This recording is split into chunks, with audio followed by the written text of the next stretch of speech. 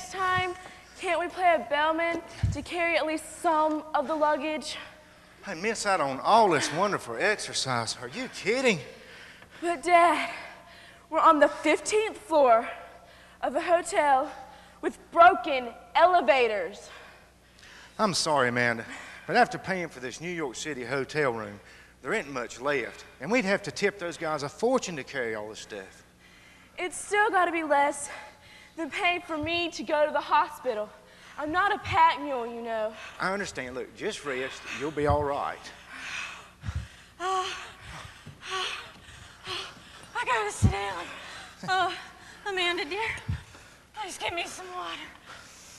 Oh, I can't believe in a hotel as nice as this one, all the elevators are broken at the same time.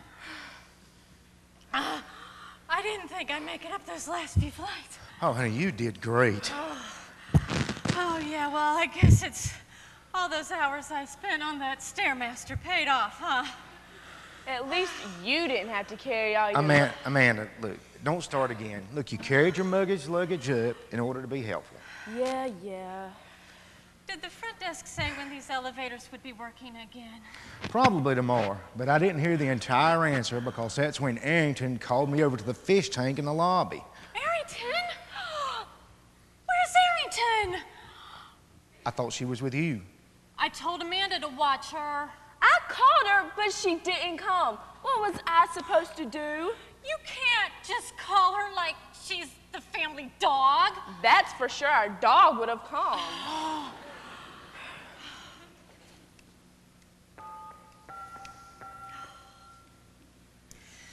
Hello, front desk. This is Shelley Sanders in room 1510, and I believe we've misplaced our daughter. I think we left her in the lobby. Oh, you know exactly who she is. Praise the Lord. Oh. She's been helping you check in the other guests. Was she still there? Oh, okay, thanks. They said she's on her way up with one of the bellmen. Oh, that figure.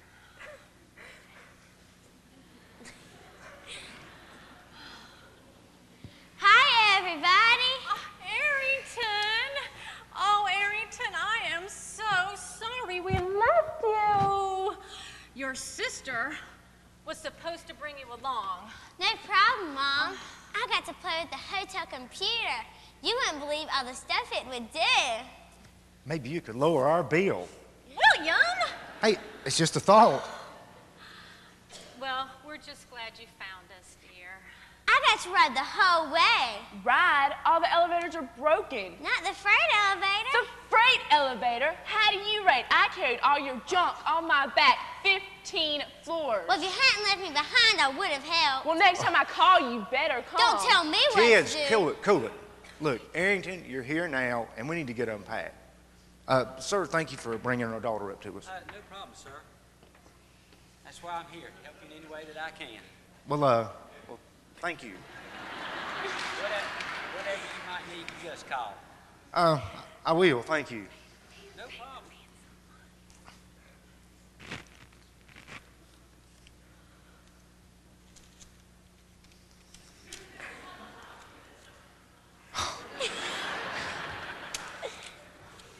Thank you, sir.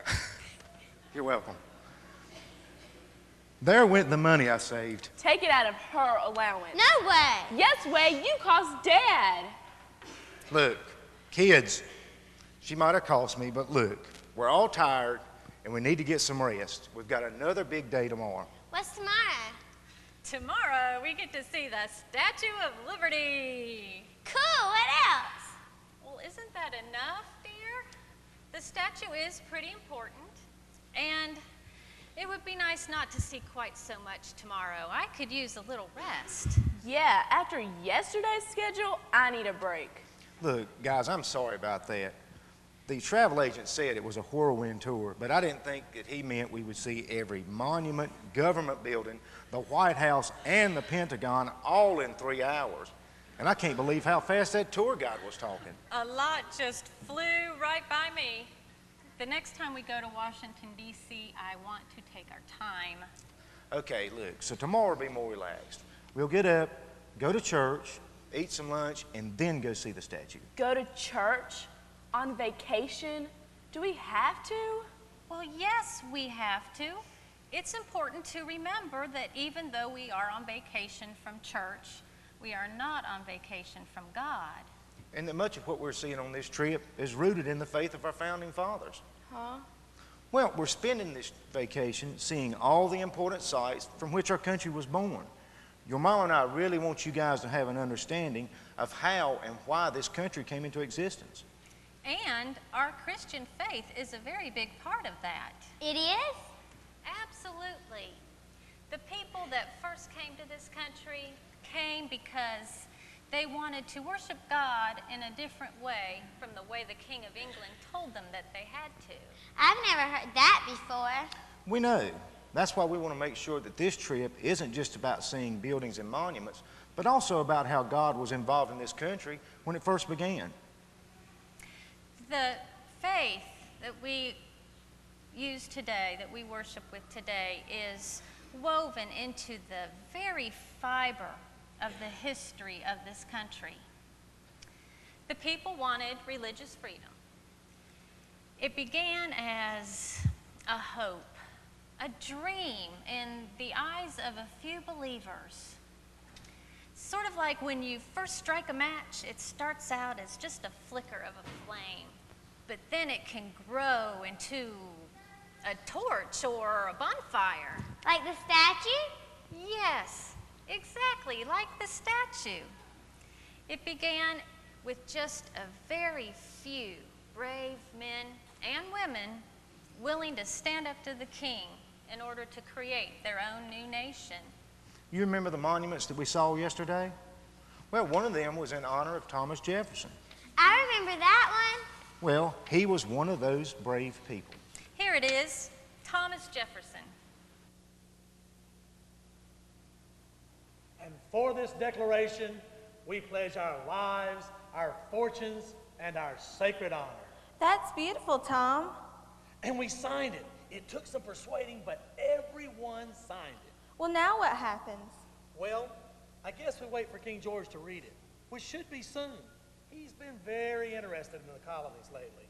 Very brave, my dear. Very bold and brave. Well, we'll see how brave we all are as we stare down the muzzle of an English musket. Yes, who is it? Thomas. John Adams. Please come in. Hello, John. It started, Thomas. Oh, excuse me, ma'am. Good evening. Thomas, it has begun. I take it word of our declaration has been heard in the courts of England? Yes, and from what Franklin tells me, it's not being received with sympathetic ears. King George is angry. And understandably so. These colonies represent not only a major source of revenue for the crown, but quite a boost to the royal ego. Well, we knew this would happen, and you can just bet that King George is not in favor of our lives, liberty, or the pursuit of happiness. You can say that again. Never before in history has a government been formed whose creed is centered on the rights and freedoms of the individual. Of the people, by the people, and for the people is certainly not a concept that the king is accustomed to. So what word have you? The crown is sending legions of soldiers here, and has sent word to those soldiers already here to begin to drive us from our homes, to burn our fields, and to destroy this revolution at all costs. Within a few months, there will be bloodshed. We must prepare. Yes, and we will. Thomas, Yes, Martha? I was just thinking of the irony in this whole affair. Oh? Isn't it ironic how the very freedom we desire can only come about if we are willing to put aside our own interests? Never before has so much been demanded of so few to bring about a revolution, bring about a democracy that would benefit so many. How much easier it would have been just to have lived out our lives in peace. But no, we have a higher calling. We must do this. Mr. Adams, Mr. Jefferson, ma'am. What is it, son? They're coming. British soldiers have been spotted on outer parts of town. Thank you. Hurry and go tell the others. It is time. Yes, here we go with God's help.